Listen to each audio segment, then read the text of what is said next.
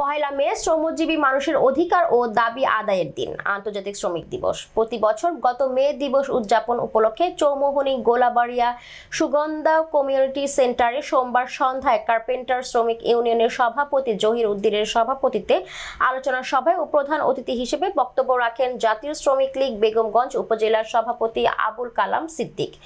বিশেষ অতিথি হিসেবে উপস্থিত ছিলেন জাতীয় শ্রমিক লীগের যুগ্ম সাধারণ সম্পাদক এম.এ. সাত্তার খান, বেগমগঞ্জ থানা কার্পেন্টার শ্রমিক ইউনিয়নের সাধারণ সম্পাদক আব্দুল আলী। প্রধান অতিথি আবুল কালাম সিদ্দিক বলেন, দেশের উন্নয়নে প্রধানমন্ত্রী শেখ হাসিনার নেতৃত্বে সরকার নিরলস কাজ করে যাচ্ছে।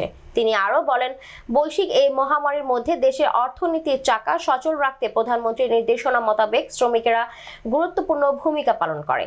তাই সকল ক্ষেত্রে শ্রমিকদের ন্যায্য অধিকার দিতে হবে। আমরা তাদের টাকা দিয়ে চাল কিনে খাই না, আমরা আমাদের পরিশ্রমের টাকা দিয়ে চাল কিনে খাই। তাহলে আমরা তাদেরকে কেন মানতে হয়?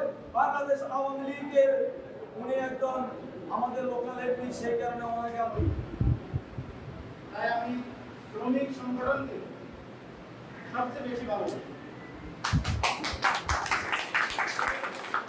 শ্রমিক সংগঠন আমার সবচেয়ে প্রিয়। এই শ্রমিক সংগঠনে সবচেয়ে নিরীহ এবং বর্তমানে অবহেলিত। সেক্রেটারি এবং নেতৃবৃন্দ, প্রথমে আমার সাংবাদিক সালাম গ্রহণ করুন। শ্রমিক ভাইরা অনেক লোকে অনেক বক্তৃতা দিয়েছে, অনেক কথা বলেছে। তাদের প্রত্যেকটার কথা সত্য, তাদের কথা মতো তারা যা কিছু বলেছে সব কথা সত্য, কিন্তু শ্রমিকের ভাগ্য খারাপ।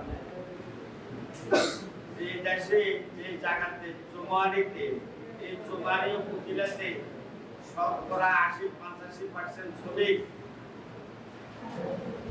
আমি যুবলীগ করি, আমার বাপ শ্রমিক।